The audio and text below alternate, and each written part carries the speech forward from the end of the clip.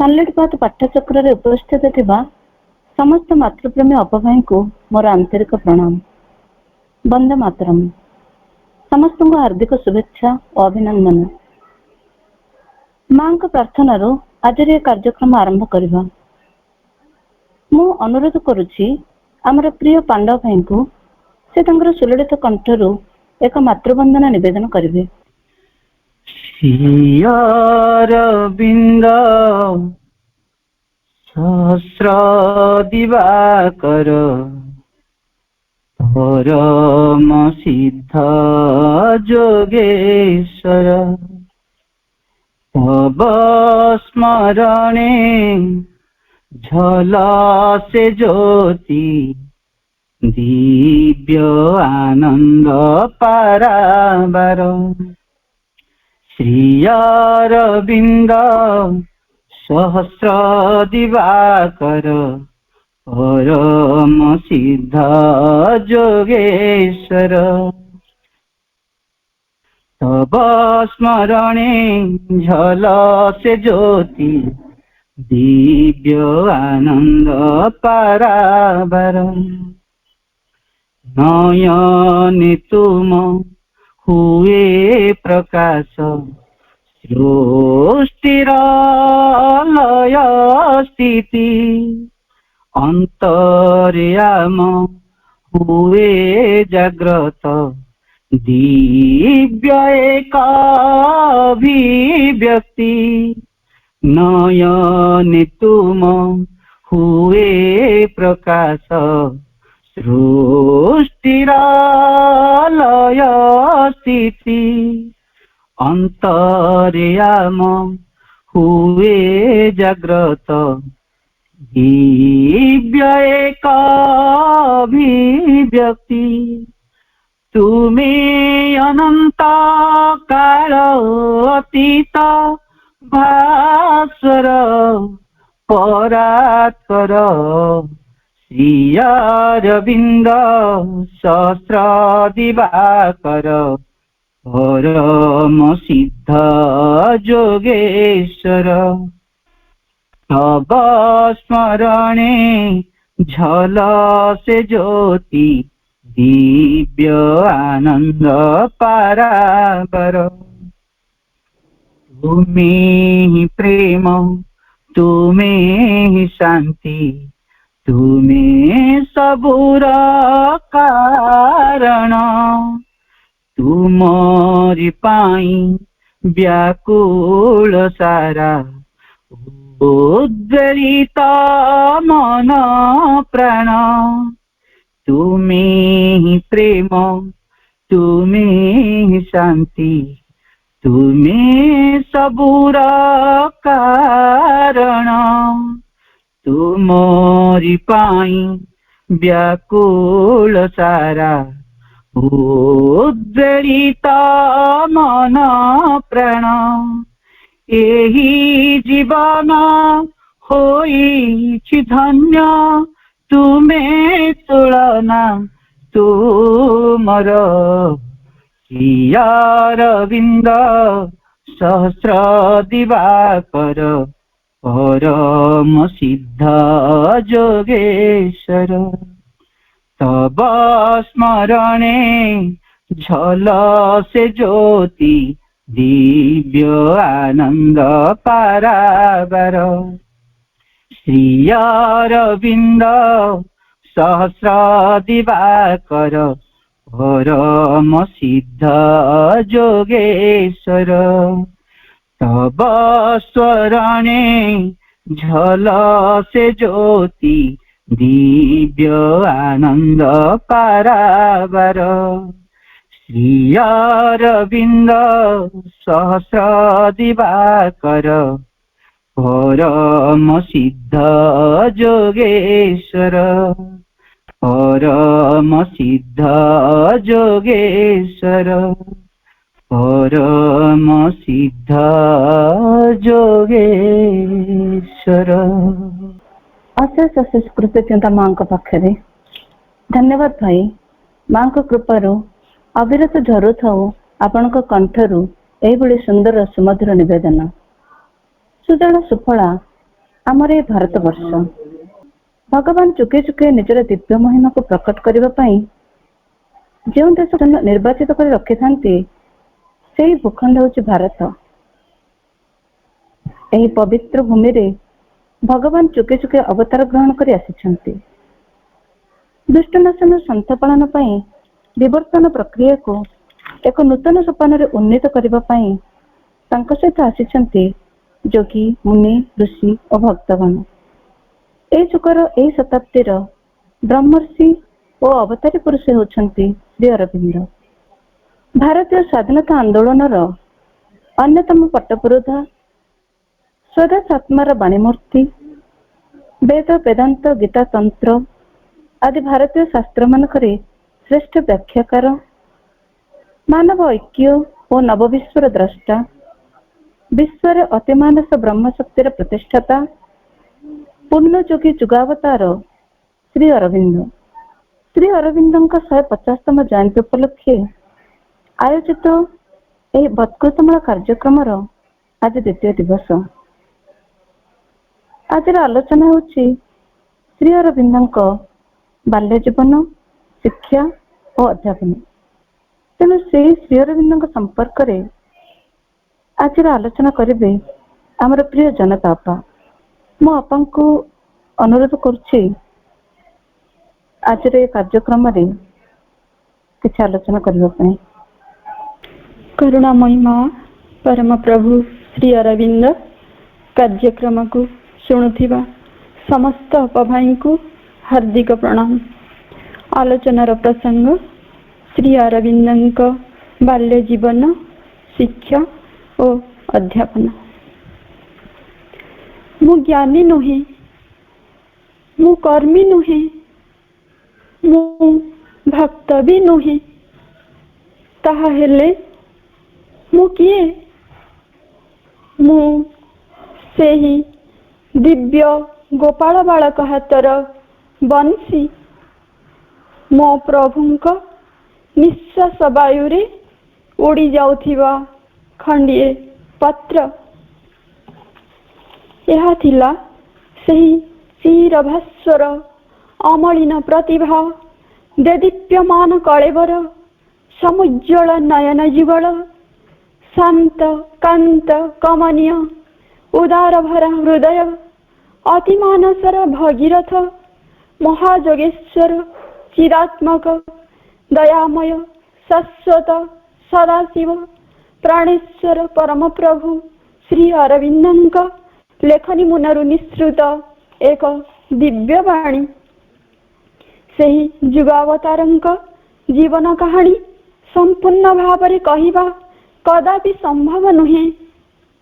କାରଣ ଯେମିତି ଗୋଟିଏ ଜାହାଜ ପାଣି ଭିତରେ ଗଲାବେଳେ ତାର ଉପର ଅଂଶଟି କେବଳ ଦେଖାଯାଉଥାଏ, ଆଉ କିଛି ଦେଖାଯାଉନଥାଏ, ଠିକ୍ ସେହିପରି ଶ୍ରୀ ଅରବିନ୍ଦଙ୍କୁ ବାହାରୁ ଦେଖି ତାଙ୍କ ଆନ୍ତର୍ଜୀବନ ବିଷୟରେ ଜାଣିବା ସହଜ ନୁହେଁ। ଏଣୁ ସେହି ଅସାଧ୍ୟ ସାଧନାର ପ୍ରୟାସ ନ କରି ସଂକ୍ଷେପରେ ଯାହା କିଛି କହିବା ସମ୍ଭବ ସେତିକି ମାତ୍ର ଏଠାରେ ପ୍ରକାଶ କରାଯାଇପାରେ ଏକ ଭାବବସ୍ତୁ ଭିତ୍ତିକ ଅନୁଶୀଳନ ଧାରାରେ, ଯାହାକି ପ୍ରତ୍ୟେକ ବ୍ୟକ୍ତିଙ୍କ ଜୀବନର ରୂପାନ୍ତର ନିମିତ୍ତ ମହୋଷଧି। ତେବେ ପ୍ରଥମେ ଆରମ୍ଭ କରିବା ପ୍ରଭୁଙ୍କ ନାମରୁ। ପ୍ରଭୁଙ୍କ ପୁରା ନାମ ହେଉଛି ଶ୍ରୀ ଅରବିନ୍ଦ ଏକ୍ରୋଏଡ୍ ଘୋଷ, କିନ୍ତୁ ଏହି ଏକ୍ରୋଏଡ୍ ଶବ୍ଦଟିକୁ ସେ ତାଙ୍କ ଜୀବନରେ ବ୍ୟବହାର କରିନାହାନ୍ତି। କେବଳ ତାଙ୍କର ପାଠପଢ଼ାର ସବୁ ଷ୍ଟଡି ସାର୍ଟିଫିକେଟରେ ଏହି ନାମଟି ଅଛି। ତାଙ୍କ ବାପା ଇଂଲିଶ ଚାଲିଚଳନକୁ ବେଶୀ ମାତ୍ରାରେ ଭଲ ପାଉଥିଲେ। ତାଙ୍କ ପିଲାଙ୍କ ଭିତରେ ସାହେବ ଚେତନା ରହୁ ବୋଲି ସେମାନଙ୍କ ନାମରେ ଗୋଟିଏ ଲେଖାଏଁ ଇଂଲିଶ ନାମ ଯୋଡ଼ିଛନ୍ତି। ଶ୍ରୀ ଅରବିନ୍ଦ ଜନ୍ମ ହେବା ପରେ ଯେଉଁ ଇଂରାଜୀ ନର୍ସ ତାଙ୍କର ଲାଳନ ପାଳନର ଦାୟିତ୍ୱ ନେଇଥିଲେ ତାଙ୍କ ନାମ ଥିଲା ଆଣ୍ଟିଲ୍ ଏକ୍ରୋଏଡ୍। ସେହି ନାମ ଅନୁସାରେ ଶ୍ରୀ ଅରବିନ୍ଦଙ୍କର ଏହିପରି ନାମକରଣ ରଖାଯାଇଥିଲା। ସେହିପରି ଶ୍ରୀ ଅରବିନ୍ଦଙ୍କ ସାନ ଭାଇ ବାରିନ୍ଦ୍ରଙ୍କ ନାମ ତାଙ୍କ ବାପା ରଖିଥିଲେ ବାରିନ୍ ଏମୋନିଏଲ୍ ଘୋଷ, କିନ୍ତୁ ସେ ମଧ୍ୟ ଏହି ଇଂଲିଶ ନାମଟିକୁ ବ୍ୟବହାର କରିନଥିଲେ। ଯାହା ହେଉ, ଶ୍ରୀ ଅରବିନ୍ଦଙ୍କର ନାମର ଅର୍ଥ ହେଉଛି ପଦ୍ମ ବା କମଳ। ଏହା ଆଧ୍ୟାତ୍ମ ଜଗତରେ ପ୍ରତୀକାତ୍ମକ ଭାବରେ ଦିବ୍ୟ ଚେତନାକୁ ହିଁ ବୁଝାଏ। ବିଶ୍ୱ ମଧ୍ୟ ସେମିତି। ବାସ୍ତବରେ ସେ ଥିଲେ ଏକ ସୁବାସିତ ପଦ୍ମ। ସେ ସମଗ୍ର ଜଗତକୁ ତାଙ୍କର ଏହି ସୁବାସରେ ମହକାଇ ଦେଇଛନ୍ତି। ଅନୁବେନ ଯେତେବେଳେ ଶ୍ରୀ ଅରବିନ୍ଦଙ୍କ ବିଷୟରେ ଲେଖିଛନ୍ତି, ସେତେବେଳେ ସେ କହିଛନ୍ତି, ଶ୍ରୀ ଅରବିନ୍ଦ ସାଧାରଣ ପଦ୍ମ ଫୁଲ ନୁହନ୍ତି, ଯେଉଁ ଫୁଲରେ କି ସୁବାସ ନଥାଏ। ଶ୍ରୀ ଅରବିନ୍ଦ ହେଉଛନ୍ତି ଏପରି ଏକ ପଦ୍ମ ଫୁଲ ଯାହାର କି ବହୁତ ବାସ୍ନା ଅଛି। ଶ୍ରୀ ଅରବିନ୍ଦଙ୍କର ପତ୍ନୀ ମୃଣାଳିନୀ ଦେବୀ ମଧ୍ୟ ଏହି ସୁଗନ୍ଧକୁ ଅନୁଭବ କରିପାରିଥିଲେ। ଶ୍ରୀ ଅରବିନ୍ଦଙ୍କୁ ଦେଶ ସେବା ପାଇଁ ବା ଭଗବତ ସେବା ପାଇଁ ଅଧିକାଂଶ ସମୟରେ ବାହାରେ ହିଁ ରହିବାକୁ ପଡୁଥିଲା। ଏଣୁ ମୃଣାଳିନୀ ଦେବୀ ଯେତେବେଳେ ଏକା ଫିଲ୍ କରନ୍ତି, ସେ ବଗିଚାରେ ବୁଲନ୍ତି। ତାଙ୍କୁ ଯେତେବେଳେ ପଚରାଯାଏ, ତୁମେ ବଗିଚାରେ କାହିଁକି ଏତେ ସମୟ ବୁଲୁଛ? ସେ କହନ୍ତି, ମୋ ସ୍ୱାମୀଙ୍କ ଦେହରୁ ସବୁବେଳେ ଏକ ଫୁଲର ବାସ୍ନା ଆସେ। ଏଣୁ ମୁଁ ଏହି ବଗିଚାରେ ବୁଲିଲେ ମୋତେ ଲାଗେ କି ଯେମିତି ମୁଁ ମୋର ପ୍ରଭୁଙ୍କ ସାନ୍ନିଧ୍ୟରେ ଅଛି। ଶ୍ରୀ ଅରବିନ୍ଦ ଜନ୍ମଗ୍ରହଣ କରିଥିଲେ 1872 ମସିହା ଅଗଷ୍ଟ 15 ତାରିଖ ବ୍ରାହ୍ମ ମୁହୂର୍ତ୍ତରେ। ତାଙ୍କର ସଂଶୋଧିତ ଜନ୍ମକୁଣ୍ଡଳୀ ଅନୁସାରେ ଏହା ଥିଲା ଏକାଦଶୀ ଗତ ଦ୍ୱାଦଶୀର ଆଗତ ଏକ ମଧ୍ୟବର୍ତ୍ତୀ ସନ୍ଧିକ୍ଷଣ, ସୂର୍ଯ୍ୟୋଦୟର ପ୍ରାକ୍ ସନ୍ଧିକ୍ଷଣ। ସମୟ 5:10:48। ସ୍ଥାନ ପିତା କୃଷ୍ଣଧନ ଘୋଷଙ୍କ ବିଶେଷ ବନ୍ଧୁ ସୁପରିଚିତ ବାରିଷ୍ଟର ଶ୍ରୀଯୁକ୍ତ ମନମୋହନ ଘୋଷଙ୍କର କଲିକତାର ଫେସନେବୁଲ ଟାଉନ ଚୌରଙ୍ଗୀ ଅଞ୍ଚଳରେ 14 ନମ୍ବର ସାଉଥ ସର୍କୁଲାର ରୋଡରେ ଦ୍ୱିତଳ ପ୍ରାସାଦ ସୌଧପୁରୀ ବାସଭବନରେ। ସେ ପ୍ରଥମେ ଭାରତରେ ପୂର୍ଣ୍ଣ ସ୍ୱାଧୀନତା ଶକ୍ତିର ଦାବି କଥା ଉଚ୍ଚାରଣ କରିଥିଲେ ଏବଂ ତାଙ୍କ ଜନ୍ମର 75 ବର୍ଷ ପରେ ଠିକ୍ ଏହି ଅଗଷ୍ଟ 15 ଦିବସରେ ଭାରତ ରାଜନୈତିକ ସ୍ୱାଧୀନତା ଲାଭ କଲା। ଏପରି ଅଦ୍ଭୁତ ଯୋଗାଯୋଗ କାକତାଳକ ନୁହେଁ, ଏହା ଥିଲା ବିଧି ନିର୍ଦ୍ଦିଷ୍ଟ। ଏହି ଦିବସଟି ଭାରତବାସୀଙ୍କ ନିକଟରେ ଦୁଇ ଦିଗରୁ ଅମର ହୋଇ ରହିବ। ପ୍ରତିବର୍ଷ ଏହି ପବିତ୍ର ଦିବସରେ ଘରେ ଘରେ ଦୀପାନ୍ୱିତ ଉତ୍ସବରେ ଭାରତବାସୀ ପରମ ଶ୍ରଦ୍ଧାରେ ଏକାଧାରରେ ସ୍ମରଣ କରିବେ ଯେ ଏହି ଦିବସରେ ହୋଇଥିଲା ଭାରତର ସ୍ୱାଧୀନତା ଅଭ୍ୟୁଦୟ, ଆଉ ଏହି ଦିବସରେ ହୋଇଥିଲା ସ୍ୱାଧୀନତାର ଅଗ୍ରଦୂତ ଶ୍ରୀ ଅରବିନ୍ଦଙ୍କର ଅଭ୍ୟୁଦୟ।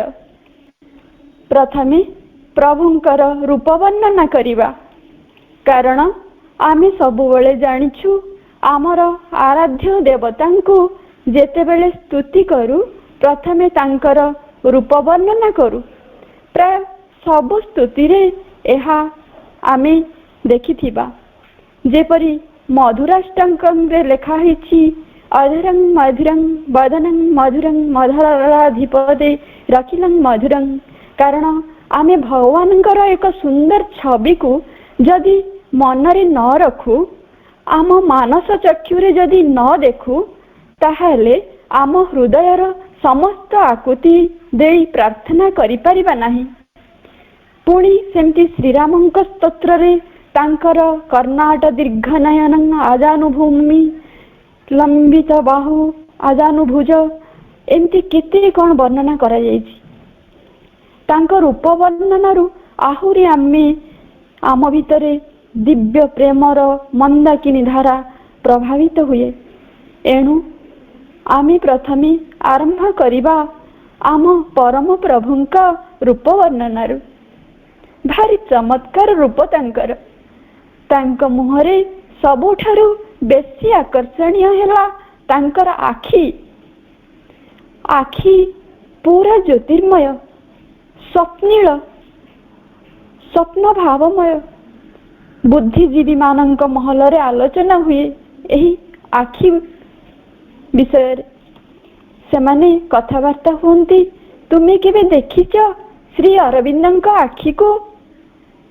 ଯଦି ଜୋନ୍ ଅଫ୍ ଆର୍କ ଶୁଣିପାରୁଥିଲେ ସ୍ୱର୍ଗୀୟ ବାଣୀକୁ, ତାହେଲେ ଶ୍ରୀ ଅରବିନ୍ଦ ଦେଖିପାରୁଛନ୍ତି ସ୍ୱର୍ଗର ଅଦୃଶ୍ୟ ଦୃଶ୍ୟାବଳୀକୁ। ଜୋନ୍ ଅଫ୍ ଆର୍କ ଜଣେ ଫରାସୀ ବାଳିକା। ସେ ସ୍ୱର୍ଗର କଥାବାର୍ତ୍ତାର ଅସ୍ପଷ୍ଟ ଧ୍ୱନି ଶୁଣିପାରୁଥିଲେ। ସେହି ଅନୁସାରେ ସେ ଫରାସୀ ବିପ୍ଳବରେ ଫ୍ରାନ୍ସକୁ ବୈଦେଶିକ ଆକ୍ରମଣରୁ ରକ୍ଷା କରିଥିଲେ। ସେହିପରି ଶ୍ରୀ ଅରବିନ୍ଦଙ୍କ ଉଜ୍ଜ୍ୱଳ ଦୃଷ୍ଟି, ସେ ଉଜ୍ଜ୍ୱଳ ଦୃଷ୍ଟିରେ ଭବିଷ୍ୟତ ଭାରତର ବିଭିନ୍ନ ଜିନିଷ ଉପଲବ୍ଧି କରିପାରୁଥିଲେ। ତାଙ୍କର ଦୃଷ୍ଟି ସତେ ଯେପରି ସେପାରିକୁ ଭେଦ କରେ। ତାପରେ ପ୍ରଭୁଙ୍କ ମୁହଁ, ତାଙ୍କ ମୁଖମଣ୍ଡଳରେ ଏକ ଅପୂର୍ବ ଦ୍ୟୁତି ପ୍ରକାଶ ପାଉଥିଲା। ଅପୂର୍ବ ଭାବରେ ଏକ ଆଲୋକ ତାଙ୍କ ଭିତରେ ଥିଲା। ସେହି ଆଲୋକ ଏହା ପ୍ରକାଶିତ କରୁଥିଲା ଯେ ସେ ନିଜର ଆତ୍ମାର ଆଲୋକରେ ଆଲୋକିତ। କୁହାଯାଏ ଯେ ଆମର ସବୁଠାରୁ ସୁନ୍ଦର ସତ୍ତା ଆମର ଆଲୋକିତ ସତ୍ତା। ଆମର ଆଲୋକିତ ସତ୍ତା ହେଲା ଆମର ଆତ୍ମା। ତାଙ୍କର ଆତ୍ମାର ଆଲୋକରେ ତାଙ୍କ ମୁହଁ ଚିରଭାସ୍ୱର ପୁରା ଆଲୋକିତ ହୋଇଥିଲା। ଚେହେରା, ପ୍ରଭୁଙ୍କର ଚେହେରା ଥିଲା ଈଷତ୍ ଶ୍ୟାମଳ ବର୍ଣ୍ଣ, କ୍ଷୀଣ ଦେହଧାରୀ, ସୁନ୍ଦର ଶରୀର। ତାପରେ ବେଶଭୂଷା, ବାଲ୍ୟକାଳରେ ଶ୍ରୀ ଅରବିନ୍ଦଙ୍କର ବେଶଭୂଷା ଥିଲା ସମ୍ପୂର୍ଣ୍ଣ ବିଲାତି ଢାଞ୍ଚାର। ଫୁଲ ପ୍ୟାଣ୍ଟ, ସାର୍ଟ ସାଙ୍ଗକୁ କୋଟ୍, ଟାଇ, ପାଦକୁ ସମ୍ପୂର୍ଣ୍ଣ ଘୋଡ଼ାଇ ରଖିଲା ଭଳି ବୁଟ୍। କିନ୍ତୁ ପରବର୍ତ୍ତୀ ସମୟରେ ଏହି ବେଶଭୂଷାରେ ସମ୍ପୂର୍ଣ୍ଣ ପରିବର୍ତ୍ତନ ଆସିଥିଲା। ତାପରେ ସ୍ୱଭାବ ଥିଲା ଶାନ୍ତ, ସ୍ଥିର, ଉଦାର, ସରଳ, ନିର୍ଲୋଭ, ମନରେ ଦୃଢ଼ତା। ବର୍ତ୍ତମାନ ଜାଣିବା ତାଙ୍କର ପିତାମାତାଙ୍କ ବିଷୟରେ। ଶ୍ରୀ ଅରବିନ୍ଦଙ୍କର ପିତା ଥିଲେ କଲିକତା ନିକଟବର୍ତ୍ତୀ କୋନ୍ ନଗର ଅଞ୍ଚଳର ପ୍ରାଚୀନ ଘୋଷ ବଂଶର କୃତି ସନ୍ତାନ ଶ୍ରୀ କୃଷ୍ଣଧନ ଘୋଷ। ଲୋକେ ତାଙ୍କୁ କହୁଥିଲେ ଡକ୍ଟର କେ.ଡି. ଘୋଷ। ଆଉ ମାତା ଥିଲେ କଲିକତା ବ୍ରାହ୍ମ ସମାଜର ଅନ୍ୟତମ ନେତା ଶ୍ରୀ ରାଜନାରାୟଣ ବସୁଙ୍କର କନ୍ୟା ଶ୍ରୀମତୀ ସ୍ୱର୍ଣ୍ଣଲତା। କୃଷ୍ଣଧନ ଥିଲେ ଜଣେ ବିଲାତ ଫେରନ୍ତା ଡାକ୍ତର। ଡାକ୍ତରୀ ପଢ଼ିବା ନିମିତ୍ତ ଏ ଦେଶରୁ ପ୍ରଥମେ ଯେଉଁମାନେ ବିଲାତ ଯାଇଥିଲେ ସେମାନଙ୍କ ଭିତରେ ସେ ଥିଲେ ଅନ୍ୟତମ। ଏବାର୍ଡେନ୍ରୁ MD ପାସ୍ କରି ସେ ଭାରତ ଆସି ସିଭିଲ ସର୍ଜନ ପଦରେ ପ୍ରତିଷ୍ଠିତ ହୋଇଥିଲେ। ବିଲାତରେ ବାସ କରି ଏବଂ ବିଲାତୀ ଶିକ୍ଷା ଲାଭ କରି ତାଙ୍କ ମନରେ ଧାରଣା ଥିଲା ଯେ ଭାରତର ଶିକ୍ଷା ଦୀକ୍ଷା ଠାରୁ ବିଲାତ ବହୁତ ଉଚ୍ଚରେ। ତଥାପି ସେ ଭାରତର ଜନସାଧାରଣଙ୍କୁ ବେଶୀ ମାତ୍ରାରେ ଭଲ ପାଉଥିଲେ। ବିନା ପାରିଶ୍ରମିକରେ ସେ ଗରିବ ଲୋକଙ୍କର ଚିକିତ୍ସା କରୁଥିଲେ ଏବଂ ପ୍ରଚୁର ଅର୍ଥ ସାହାଯ୍ୟ କରୁଥିଲେ। ଏପରିକି ପକେଟ ଖାଲି କରି ଯଥା ସର୍ବସ୍ୱ ଦାନ କରିବାକୁ ମଧ୍ୟ ଦ୍ୱିଧାବୋଧ କରୁନଥିଲେ। ଏହି କାରଣରୁ ଲୋକେ ତାଙ୍କ ନାମ ରଖିଥିଲେ ଖୁଲନାର ଦାତା କର୍ଣ୍ଣ। କାରଣ ତାଙ୍କ ଜୀବନର ଅଧିକାଂଶ ସମୟ ଖୁଲନାରେ କଟିଗଲା ସିଭିଲ ସର୍ଜନ ରୂପେ। ତଥାପି ସେ ଆଚାର ବ୍ୟବହାରରେ ଥିଲେ ଖାଣ୍ଟି ବିଲାତି। ଏପରିକି ବଙ୍ଗଳା ଭାଷା ମଧ୍ୟ ମୁହଁରେ ବ୍ୟବହାର କରୁନଥିଲେ। ଚାକର ପର୍ଯ୍ୟନ୍ତ ସମସ୍ତଙ୍କ ସହ କଥା କହୁଥିଲେ ଇଂରେଜୀରେ, ନହେଲେ ହିନ୍ଦୀରେ, ବଙ୍ଗଳାରେ ନୁହେଁ। ନିଜ ପିଲାମାନଙ୍କୁ ୟୁରୋପୀୟ ଢାଞ୍ଚାରେ ଗଢ଼ିବା ପାଇଁ ଚାହୁଁଥିଲେ। କିନ୍ତୁ ସ୍ୱର୍ଣ୍ଣଲତା ଥିଲେ ସମ୍ପୂର୍ଣ୍ଣ ଭିନ୍ନ ପ୍ରକୃତିର। ରାଜନାରାୟଣ ବସୁ ଥିଲେ ଜ୍ଞାନୀ ଓ ଈଶ୍ୱର ଭକ୍ତ। ବେଦାନ୍ତ ଓ ଉପନିଷଦରେ ଥିଲା ତାଙ୍କର ଅଗାଧ ପାଣ୍ଡିତ୍ୟ। ଦେଶ ଓ ଦେଶର ଧର୍ମକୁ ସେ ବାସ୍ତବରେ ଭଲ ପାଉଥିଲେ। ଦେଶ ସେବା ହିଁ ଥିଲା ତାଙ୍କର ପରମ ବ୍ରତ। ଏପରିକି ଦେଶୋଦ୍ଧାର ଉଦ୍ଦେଶ୍ୟରେ ଇତିପୂର୍ବେ ଗୋପନ ସମିତିର ମଧ୍ୟ ଆୟୋଜନ କରିଥିଲେ। କନ୍ୟାକୁ ମଧ୍ୟ ସେ ସେହି ଭାବରେ ଶିକ୍ଷା ପ୍ରଦାନ କରିଥିଲେ। ସ୍ୱର୍ଣ୍ଣଲତା ଥିଲେ ଜଣେ ଶିକ୍ଷିତା ନାରୀ। ସାହିତ୍ୟ ଓ କାବ୍ୟରେ ତାଙ୍କର ବେଶ ଦକ୍ଷତା ଥିଲା। କିନ୍ତୁ ସ୍ୱାମୀଙ୍କ ଘରକୁ ଆସି ସ୍ୱାମୀଙ୍କ ପରି ଚଳିବାକୁ ସେ ବାଧ୍ୟ ହେଲେ। ଅତଃପର କୌଣସି ଦୈହିକ ଓ ମାନସିକ ବିପର୍ଯ୍ୟୟ ଫଳରେ ସନ୍ତାନାଦି ହେବା ପରେ ତାଙ୍କର ମସ୍ତିଷ୍କ ବିକୃତିର ଲକ୍ଷଣ ପ୍ରକାଶ ପାଇଲା। ବେଳେ ବେଳେ ସେ ମୂର୍ଚ୍ଛା ରୋଗରେ ଆକ୍ରାନ୍ତ ହେଉଥିଲେ। କାର୍ଯ୍ୟତଃ ନିଜର ସନ୍ତାନମାନଙ୍କର ଲାଳନ ପାଳନ କରିବାର କ୍ଷମତା ତାଙ୍କର ନଥିଲା। ଶ୍ରୀ ଅରବିନ୍ଦ ତାଙ୍କର ତୃତୀୟ ପୁତ୍ର। ପ୍ରଥମ ପୁତ୍ର ବିନୟଭୂଷଣ, ଦ୍ୱିତୀୟ ପୁତ୍ର ମନମୋହନ। ଶ୍ରୀ ଅରବିନ୍ଦଙ୍କ ପରେ ଜନ୍ମିଥିଲେ ତାଙ୍କର ଭଗ୍ନୀ ସରୋଜିନୀ। ଶେଷରେ ଜନ୍ମ ହେଲେ କନିଷ୍ଠ ପୁତ୍ର ବାରୀନ୍ଦ୍ର କୁମାର। କୃଷ୍ଣଧନ ଯେତେବେଳେ ସପରିବାର ପୁନରାୟ ବିଲାତ ଯାଇଥିଲେ, ସେତିକି ବେଳେ ସେଇଠାରେ ହିଁ ବାରୀନ୍ଦ୍ର ଜନ୍ମଗ୍ରହଣ କରିଥିଲେ। ତୁଳସୀ ଦୁଇ ପତ୍ରରୁ ବାସିଲା ପରି ପିଲାଟି ଦିନରୁ ହିଁ ଶ୍ରୀ ଅରବିନ୍ଦଙ୍କ ଚରିତ୍ରର ବିଶେଷତ୍ୱ ବାରି ହୋଇ ପଡୁଥିଲା। ପିଲାଟି ଦିନରୁ ସେ ମାତୃସ୍ନେହ ଓ ମାତୃସ୍ତନ୍ୟରୁ ବଞ୍ଚିତ ହୋଇ ପ୍ରଥମରୁ ଇଂରେଜ ଧାଈଙ୍କ ଯତ୍ନରେ ହିଁ ବଢ଼ିବାକୁ ଲାଗିଲେ। ଏଣୁ ମାତୃଭାଷାର ମଧୁର ଆସ୍ୱାଦ ସେ ଆଦୌ ପାଇପାରି ନାହାନ୍ତି। କିଏ ବା ତାଙ୍କୁ ସେତେବେଳେ ବଙ୍ଗଳା ଶିଖାଇବ? ହୁଏତ ନିଜର ମାଙ୍କୁ ପାଇନାହାନ୍ତି ବୋଲି ପରେ ସେ ଦେଶମାତାଙ୍କୁ ଓ ଜଗଜ୍ଜନନୀ ମାଙ୍କୁ ଏତେ ବେଶୀ ଭାବରେ ଚିହ୍ନିଥିଲେ। ବର୍ତ୍ତମାନ ଆରମ୍ଭ କରିବା ଶ୍ରୀ ଅରବିନ୍ଦଙ୍କର ବାଲ୍ୟ ଶିକ୍ଷା। 1877 ମସିହାରେ ଶ୍ରୀ ଅରବିନ୍ଦଙ୍କୁ ଯେତେବେଳେ ମାତ୍ର 5 ବର୍ଷ ବୟସ, ସେତେବେଳେ ତାଙ୍କ ପିତା ତାଙ୍କର ବଡ଼ ଦୁଇ ଭାଇଙ୍କ ସହିତ ତାଙ୍କୁ ଦାର୍ଜିଲିଂର ଆଇରିଶ ଖ୍ରୀଷ୍ଟ ଧର୍ମାବଲମ୍ବିନୀ ମାନଙ୍କ ଦ୍ୱାରା ପରିଚାଳିତ ଲରେଟୋ କନଭେଣ୍ଟ ସ୍କୁଲରେ ବୋର୍ଡିଂକୁ ପଠାଇଦେଲେ। ଉଦ୍ଦେଶ୍ୟ ଥିଲା ୟୁରୋପୀୟ ପିଲାଙ୍କ ସହ ରହି ସମ୍ପୂର୍ଣ୍ଣ ଭାବରେ ସେମାନଙ୍କ ପରି ଏମାନେ ମଣିଷ ହୋଇପାରନ୍ତି। ଏଣୁ ସେମାନଙ୍କ ପରି ବେଶଭୂଷା କରିବାକୁ ହେଲା, ସେମାନଙ୍କ ପରି ଚାଲିଚଳନ ଶିଖିବାକୁ ହେଲା। ସେଠାରେ ସେ 2 ବର୍ଷ କାଳ ଅତିବାହିତ କରିଥିଲେ। ସେହି ସମୟରେ ଦିନେ ଶିକ୍ଷକମାନଙ୍କ ସହ କାଞ୍ଚନଜଙ୍ଘାର ସୁନ୍ଦର ପ୍ରାକୃତିକ ଦୃଶ୍ୟ ଭିତରେ ସୂର୍ଯ୍ୟୋଦୟ ଦେଖି ଫେରିବା ପରେ ସେ ଯେଉଁ ଇଂରାଜୀ କବିତା ଲେଖିଥିଲେ, ତାହାକୁ ପଢ଼ି ଶିକ୍ଷକ କହିଲେ, ଭବିଷ୍ୟତରେ ତୁମେ ଜଣେ ମସ୍ତ ବଡ଼ କବି ହେବ। ଏହି ଛାତ୍ରାବାସରେ ପଢୁଥିବା ବେଳେ ହୋଇଥିବା ଏକ ଅନୁଭୂତି ସମ୍ପର୍କରେ ସେ ପରେ ବର୍ଣ୍ଣନା କରିଛନ୍ତି। କହିଛନ୍ତି, ଥରେ ମୁଁ ବିଛଣାରେ ପଡ଼ି ରହିଥିଲି। ସେତେବେଳେ ଦେଖିଲି ଏକ ବିରାଟ ନିବିଡ଼ ଅନ୍ଧକାର ମୋ ଆଡ଼କୁ ମାଡ଼ି ଆସୁଛି। ଆଉ ସେଇଟି ମୋତେ ଓ ଚରାଚର ବିଶ୍ୱକୁ ଘୋଡ଼େଇ ପକାଉଛି ଚାରିପଟରୁ। ତା ପରଠାରୁ ସେହି ଅନ୍ଧକାର ମୋତେ ଘେରି ରହିଥିଲା ବଳୟାକାରରେ। ସେହି ବିରାଟ ତମସା ମୋର ପୁରା ଇଂଲଣ୍ଡ ରହଣୀର ଅନ୍ତ ଯାଏଁ ମୋତେ ଘେରି ରହିଥିଲା। ବିଦେଶରୁ ଫେରି ଭାରତ ବର୍ଷରେ ପଦାର୍ପଣ କରିବା ମାତ୍ରେ ଏହି ଅନ୍ଧକାର ବଳୟ ମୋତେ ଛାଡ଼ି ଚାଲିଗଲା। ଏହା ସୂଚାଇ ଦିଏ ଯେ ବିଲାତୀୟ ଅପସଂସ୍କୃତିର ଏକ ଉଦାସ ଭାବ ତାଙ୍କୁ ଘେରି ରହିଥିଲା, ଯାହା ଭାରତ ଆସିବା ପରେ ତାଙ୍କଠାରୁ ଦୂରୀଭୂତ ହୋଇଥିଲା। 1879ରେ ଶ୍ରୀ ଅରବିନ୍ଦଙ୍କ ବୟସ ଯେତେବେଳେ 7 ବର୍ଷ, ସେତେବେଳେ ତାଙ୍କୁ ଦେଶ ଛାଡ଼ିବାକୁ ହୋଇଥିଲା। ଏହି ସମୟରେ କୃଷ୍ଣାନନ ଘୋଷ ପିଲାମାନଙ୍କୁ ନେଇ ସପରିବାର ବିଲାତ ଯାଇ ମାଞ୍ଚେଷ୍ଟରରେ ରହିଲେ।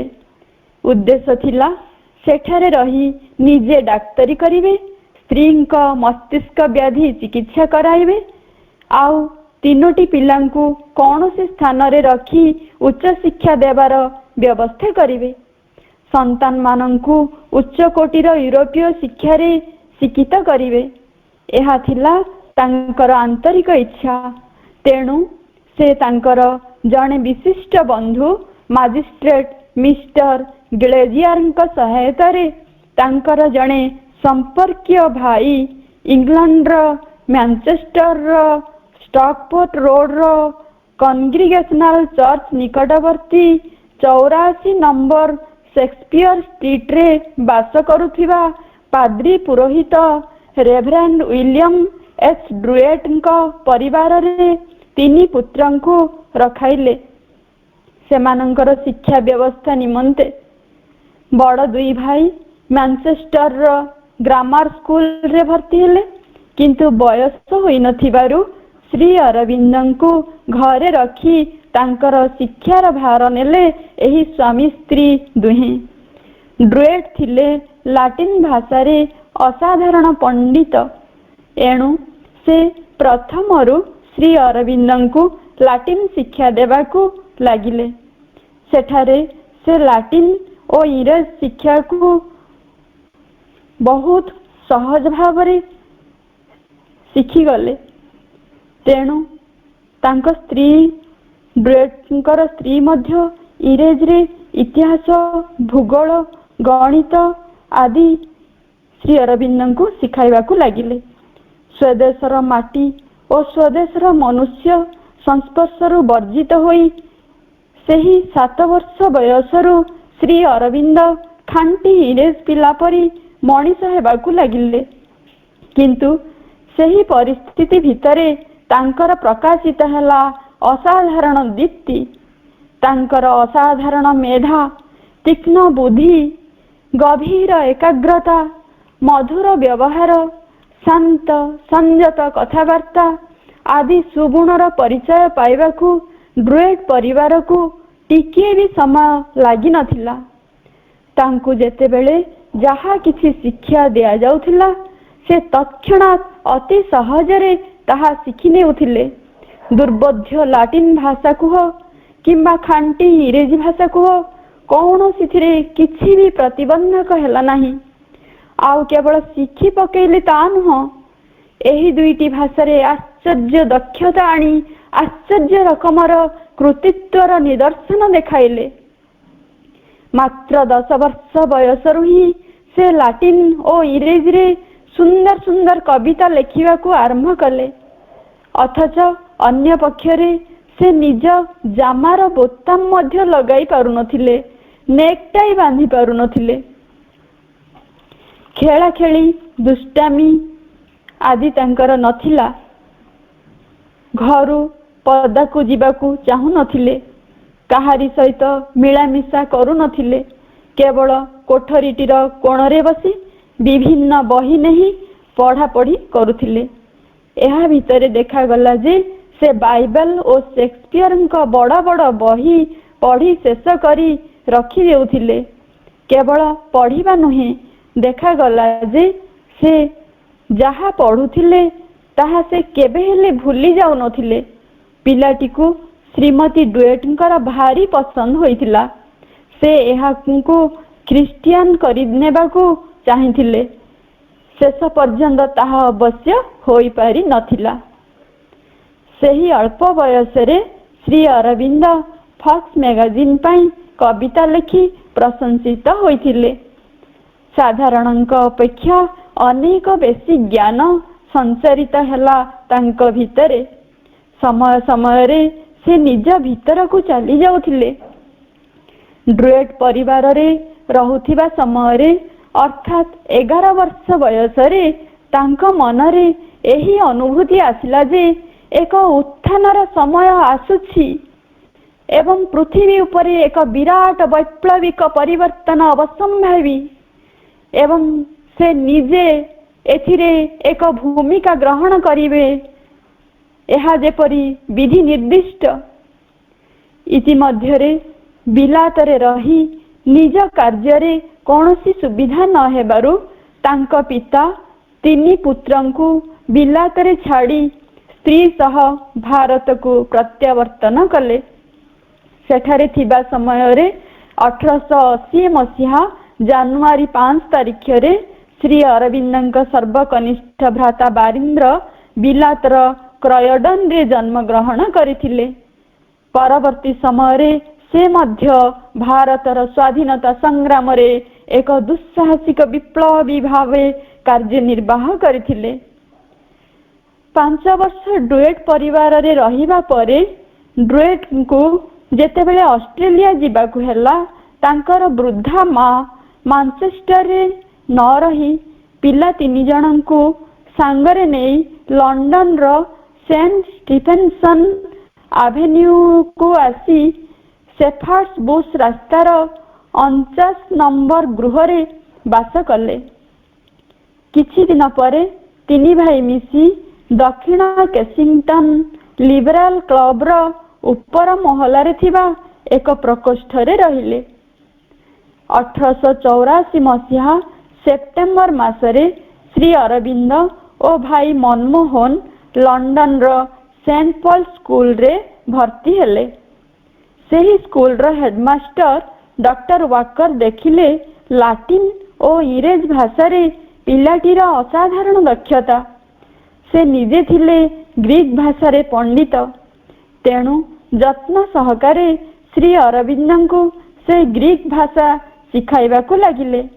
ଅଳ୍ପ ଦିନ ଭିତରେ ସେ ଏହି ଭାଷାଟିକୁ ଏପରି ଆୟତ୍ତ କରିପାରିଲେ ଯେ ଶିକ୍ଷକମାନେ ବାଧ୍ୟ ହୋଇ ତାଙ୍କୁ ନିର୍ଦ୍ଦିଷ୍ଟ ସମୟ ପୂର୍ବରୁ ଶୀଘ୍ର ଉଚ୍ଚ ଶ୍ରେଣୀକୁ ଉତ୍ତୀର୍ଣ୍ଣ କରାଇଦେଲେ। ଏହାପରେ ପୁଣି ସେ ନୂଆ କରି ଫରାସୀ ଭାଷା ମଧ୍ୟ ଶିଖିନେଲେ। ସେତେବେଳେ ସେ ଏହି ବୟସରେ 4ଟି ବିଦେଶୀ ଭାଷାରେ ଦକ୍ଷ ହୋଇଉଠିଲେ। ନୂଆ ନୂଆ ଭାଷା ଶିଖିବାକୁ ତାଙ୍କର ଆଗ୍ରହର ସୀମା ନଥିଲା। ଯେଉଁ ଭାଷା ଧରନ୍ତି ଅଳ୍ପ ଦିନ ଭିତରେ ତାହା ଆୟତ୍ତ କରିନିଅନ୍ତି। ଇଂରାଜୀ, ଲାଟିନ୍, ଗ୍ରୀକ୍ ଓ ଫରାସୀ ଛଡ଼ା ସେ ଇଟାଲିଆନ, ଜର୍ମାନ ଓ ସ୍ପେନିଶ ଭାଷା ମଧ୍ୟ କିଛି କିଛି ଶିଖିନେଲେ। ଏହିପରି ୟୁରୋପର 7ଟି ଭାଷା ତାଙ୍କର ଆୟତ୍ତାଧୀନ ହୋଇଗଲା। ଅଥଚ ତାଙ୍କର ବୟସ ସେତେବେଳେ ମାତ୍ର 14 ବର୍ଷ। ଏହାକୁ ହିଁ କୁହାଯାଏ ଅସାଧାରଣ ପ୍ରତିଭା। ଏହି ସମୟରେ ସେ ଲାଟିନ୍ ଓ ଗ୍ରୀକ୍ ଭାଷାରେ କବିତା ରଚନା କରି ସ୍କୁଲରେ ପ୍ରଥମ ସ୍ଥାନ ଅଧିକାର କଲେ ଏବଂ ପରୀକ୍ଷାରେ ସବୁ ବିଷୟରେ ପ୍ରଥମ ହୋଇ ସ୍କୁଲର ପ୍ରଥମ ପ୍ରାଇଜ୍ ଗୁଡ଼ିକର ସେହି ବର୍ଷ ସେ ଏକା ଅଧିକାରୀ ହୋଇପାରିଥିଲେ। 13 ବର୍ଷ ବୟସ ବେଳକୁ ତାଙ୍କର ଏକ ଅସ୍ୱାଭାବିକ ଅଭିଜ୍ଞତା ହୋଇଥିଲା। ପରବର୍ତ୍ତୀ ସମୟରେ ସେହି ନିଜସ୍ୱ ଅଭିଜ୍ଞତାକୁ ନେଇ ଶ୍ରୀ ଅରବିନ୍ଦ କହିଛନ୍ତି, ସେତିକି ବୟସରେ ହଠାତ୍ ଅନୁଭବ କଲି ଯେ ମୁଁ ଏକାନ୍ତ ସ୍ୱାର୍ଥପର। ମୋ ଭିତରେ କିଛି ଅନୁଭୂତି ହେଲା ଯେ ଏହି ସ୍ୱାର୍ଥପରତାକୁ ଯେମିତି ହେଉ ମୋତେ ଛାଡ଼ିବାକୁ ହେବ। ମୁଁ ନିଜସ୍ୱ ଉପାୟ ଅବଲମ୍ବନ କରି ତାହାର ଅଭ୍ୟାସ କଲି। ଯଦିବା ଏ ସମସ୍ତ ଥିଲା ଅପୂର୍ଣ୍ଣ, ତଥାପି ସେତିକି ବେଳଠୁ ମୋ ଜୀବନର ମୋଡ଼ ବଦଳିଗଲା ଓ ମୁଁ ଆନ୍ତର ଜୀବନ ଦିଗରେ ଦୃଷ୍ଟି ଫେରାଇଲି।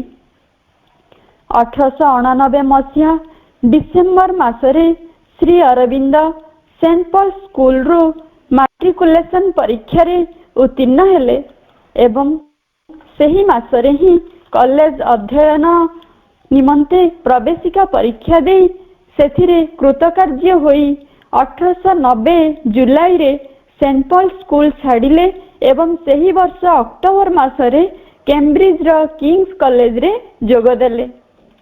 सही कॉलेज रे प्रवेश करी गोटिए वर्ष मध्यरे से सेठार काव्य रचना प्रतियोगिता रे प्रथम स्थान अधिकार कले एवं अन्य समस्त विषय रे परीक्षा देई सबु विषय रे प्रथम होई समस्त पुरस्कार एकचाटिया भावरे हस्तगत कले। ग्रीक और लाटिन रो शास्त्रीय भाषा और साहित्य परीक्षा खातारे से सर्वश्रेष्ठ विवेचित होई सीनियर क्लासिकल छात्रवृत्ति वर्ष को 80 पाउंड हिसाब रे पाउथिले। क्लासिकल ट्राइब्स परीक्षार प्रथम भागरे से पास कले छात्र मानक मध्यरे प्रथम स्थान अधिकार करी।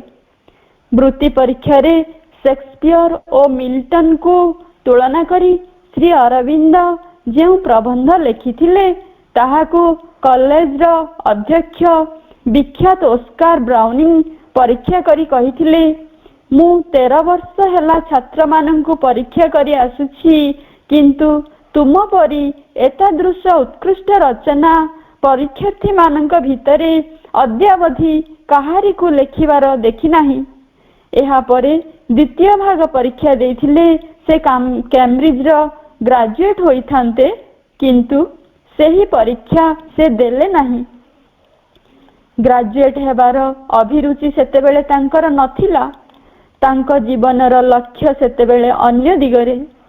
से मध्य आईसीएस परीक्षा रे जोग देबा निमंते होइथिबा प्रवेशिका परीक्षा रे ग्रीक और लाटिन भाषा साहित्य रे सर्वोच्च नंबर रखी 11 स्थान अधिकार करी उक्त परीक्षार प्रस्तुतिकालीन शिक्षा निवास थिबा समय तांकु वार्षिक वृत्ति 150 पाउंड 2 वर्ष सकाशे मिलिथिला।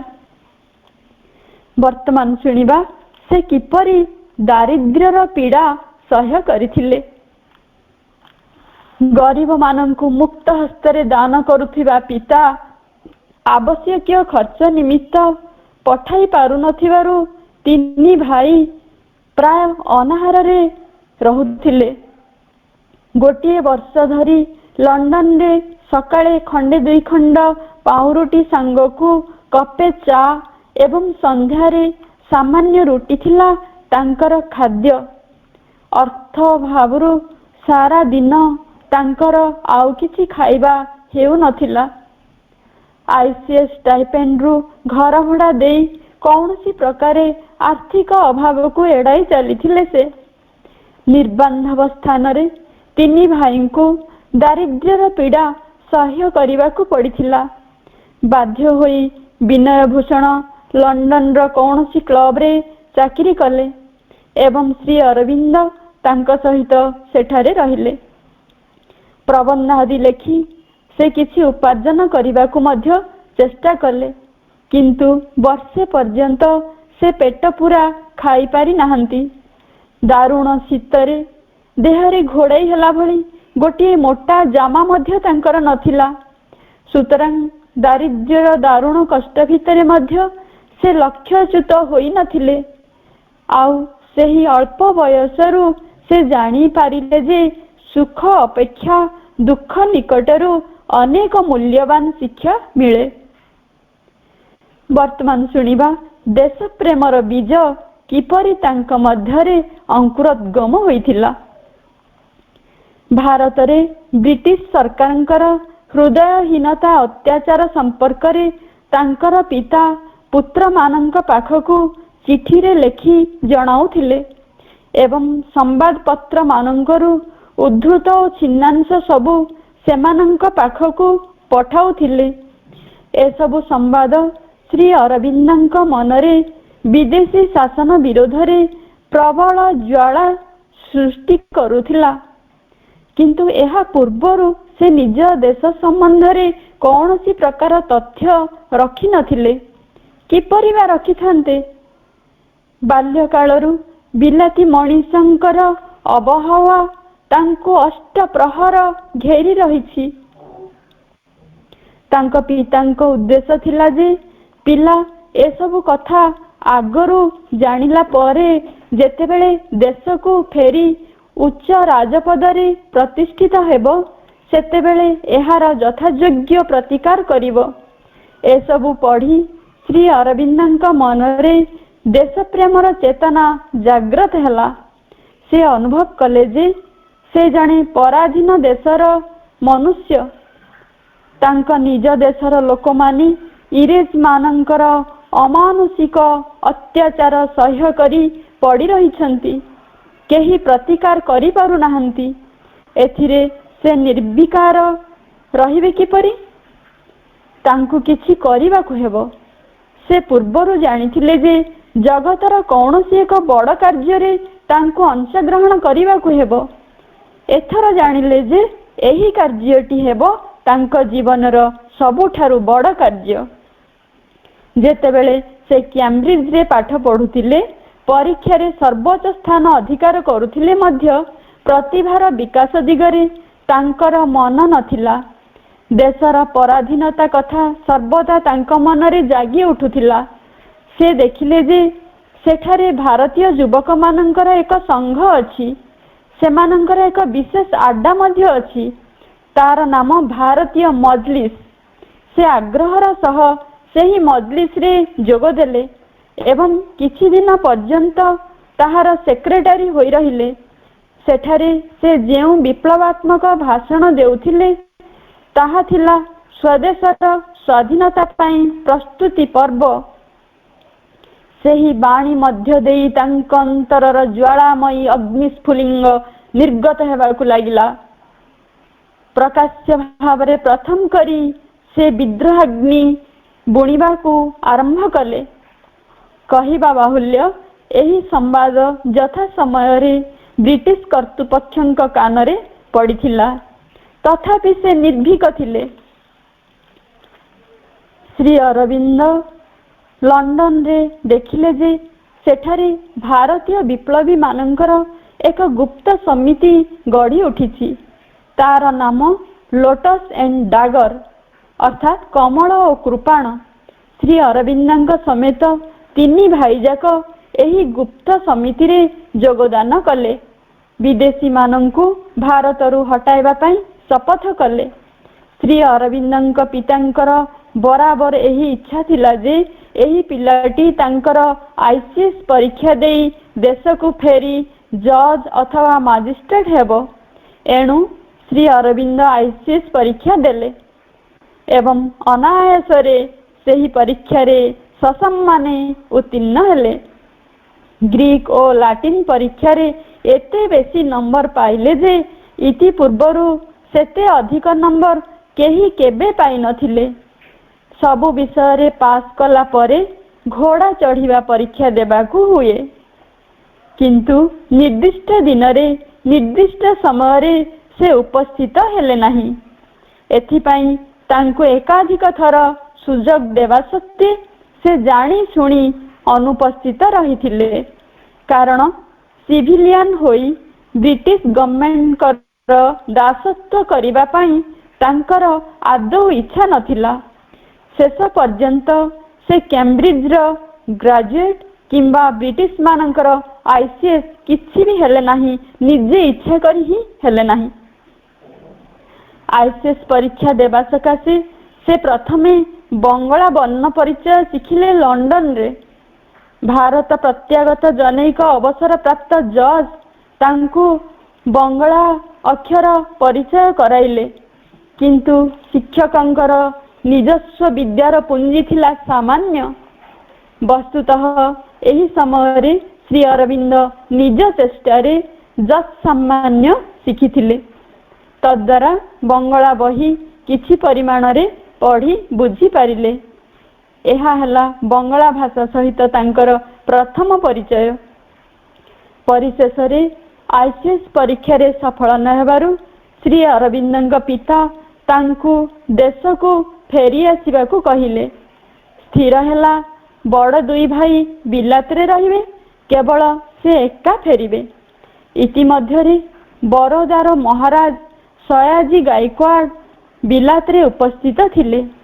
महाराजଙ୍କ सहित मिस्टर जेएस कटन श्री अरविंदଙ୍କୁ परिचय कराइदेले। श्री अरविंदଙ୍କର अपूर्व प्रतिभार परिचय पाई महाराजा खुशी होई निज इस्टेट कार्य नियुक्त कराई नेले। बिलातरे 14 वर्ष रहणी पर 21 वर्ष बयसरे श्री अरविंद 1893 मसीहा जानुआरी रे स्वदेश अभिमुखे विदेश छाड़ी फेब्रुआरी प्रथमार्धरे बॉम्बे आपोलो बंदर रे पदार्पण करथिले। एही 1893 मसीहा ही एक स्मरणीय वर्ष। एही वर्ष ही स्वामी विवेकानंद भारतरू विदेश यात्रा करथिले सारा पृथ्वी रे भारतर अमृत बाणी प्रचार करने निमित्त। आउ एही वर्ष ही श्री अरविंद देश को फेरिले देश को मुक्ति मंत्र देवा निमित्त एवं सेथिरु सारा जगत को मुक्ति मंत्र देवार सूत्रपात करिबा निमित्त। यह थिला तांकर बाल्यकालर जीवनी शिक्षा और अध्यापना। जेतेबेले भारत माटी रे पाद देइछंती पाद देवा क्षणी एक विपुल स्थिर प्रशांति तांक मध्यरे अवतरण कला। उक्त आध्यात्मिक अनुभूति को नहीं से लिखिछंती अनंत दिव्य सत्ता समस्त जड़ जगत ओ आकाश को आच्छन्न करी रहिछंती ओ परम अंतर्यामी समस्त जड़ वस्तु ओ आधारर अंतर रे वास करुछंती। एहा संगे संगे मध्य मु निजको सूक्ष्म अति भौतिक जगत रे प्रवेश करुथिबार ओ पार्थिव जगत रे अति भौतिक सत्ता नाना प्रभाव ओ परिणति आणुथिबार देखुथिली। एही अनुभूति तांकर चिरदिन पाई तांक भितरे साइता होई रहीगला। से भारत को एक माटी पानी पहाड़ पर्वतर जड़ वस्तु बोली भावु नथिले। तांक भितरे एक विपुल अनुभूति हला जे भारत हेउछंती स्वयं भारत मातांकर एक अवतार। एहाकू से हृदबोध करी परवर्ती पर्याय रे तांकर सकल कार्य परिचालना करिथिले। वंदे मातरम। माँ का पाखरे अशेष कृतज्ञता। हृदय गभीरतम प्रदेश रु आपंक पई कृतज्ञता। आम समस्त तरफ रु आपंक अशेष अशेष धन्यवाद कृतज्ञता जनाऊँगी। आपंकर संग्रह आपंक आलोचना अत्यंत हृदयस्पर्शी। से जेतेबेले श्री अरविंद रूप और गुण वर्णना करुथिले ता हृदय मध्य अफुरंत आनंद आनी दउथिला। से जेतेबेले कहूथिले श्री अरविंद पत्नी मृणालिनी देवी मुखरे जे से बगीचार बुलुथिले और आग्रहण करुथिले प्रभु शरीर पद्म फूलर सुगंध को। से वर्णना करुथिले प्रभुंकर आखि अत्यंत सुंदर। जो सुंदर आखि बहन करे सत्यर अदृश्य दृश्यावली। कि उज्जवल दृष्टि जो थिला भारतर भविष्यत। आप कहते सबुठारु आलोकित सत्ता आमर आत्मा। से आलोकित सत्ता आत्मार आलोक से थे चिरभास्वर। स्वभाव केते उदार। से अति निखुण भाव वर्णना करुथिले जे श्री अरविंद बाल्य जीवन शिक्षा संपर्क रे। तो से इंग्लैंड रे शिक्षा ग्रहण करथिले भी जो देश प्रेमर चरम त्यागी तांकठारु किए अधिक हो पारे। पुणी अज्ञान रे से सप्तपदा ज्ञान रे भी सप्तपदा शास्त्र ज्ञान रे तांकठारु किए सरी हब।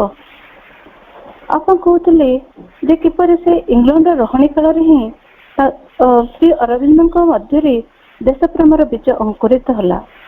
एते सबू श्री अरविंद संपर्क पढ़ी एते जो टिकिनिखि संग्रह और टिकिनिखि अध्ययन बहुत उच्चकोटीर और हृदयस्पर्शी थिला। वर्तमान पृथ्वी रे अतिमानसर सत्यजुग और अतिमानव प्रतिष्ठार तैयारी जो अंधकार शक्ति असत्य अन्याय मिथ्याचार ସ୍ୱାର୍ଥ, ହିଂସା, ଲୋଭ, ମୋହ, କାମ, କ୍ରୋଧାଦି ଏସବୁର ବିନାଶର ସମୟ ଉପସ୍ଥିତ ହୋଇଛି। ଆଉ ସେଥିପାଇଁ ଯେ ରୂପାନ୍ତରକାରିଣୀ ଅତିମାନସ ଶକ୍ତିର ପ୍ରତିରୋଧ କରିବା ପାଇଁ ଏହିସବୁ ପ୍ରତିକୂଳ ଶକ୍ତି ଅବଚେତନରୁ ଉଠି ଆସି ତୀବ୍ର ଭାବେ କ୍ରିୟାଶୀଳ ହେଉଅଛନ୍ତି। ସାମ୍ପ୍ରତିକ ପରିସ୍ଥିତିରେ ଆଉ ସ୍ଥଳ ବିଶେଷରେ ସେମାନେ ନୈତିକତାର ମୁଖା ପିନ୍ଧି ଛଦ୍ମବେଶରେ ନିଜକୁ ସତ୍ୟର ଦୂତ ବୋଲି ପରିଚୟ ଦେଇ ଠକୁଅଛନ୍ତି। ଯଦ୍ୟପି ଏହିସବୁ ପ୍ରତିକୂଳ ଶକ୍ତି ପ୍ରବଳ ଅଜୟ ପ୍ରତୀତ ହେଉଛି ଏବଂ ଏହା ଅପେକ୍ଷା ବି ଆହୁରି ଭୟଙ୍କର ହେଇପାରନ୍ତି, ତଥାପି ସୂର୍ଯ୍ୟ ସମ୍ମୁଖରେ ଘୋର ଅନ୍ଧକାର ରାତ୍ରିର ବିଲୀନ ହେବା ସଦୃଶ ଅତିମାନସ ସତ୍ୟ ସମ୍ମୁଖରେ ଅନ୍ଧକାର ଶକ୍ତି ବିଲୀନ ହେବାର ସମୟ ଆସିଯାଇଛି। ଯେଉଁ ଅତିମାନସ ଶକ୍ତିକୁ ଶ୍ରୀ ମା ଶ୍ରୀ ଅରବିନ୍ଦ ଏହି ପୃଥିବୀରେ ପ୍ରତିଷ୍ଠା କରିଅଛନ୍ତି, ସେହି ଶକ୍ତି ପ୍ରତି ଉନ୍ମୁକ୍ତ ଥିବା ବ୍ୟକ୍ତିଙ୍କ ମଧ୍ୟରେ ତାର ମନ, ପ୍ରାଣ, ଶରୀର ଦିବ୍ୟ ତତ୍ତ୍ୱରେ ରୂପାନ୍ତର କରିବା କ୍ରିୟା ସେ ଶକ୍ତି କରୁଅଛି।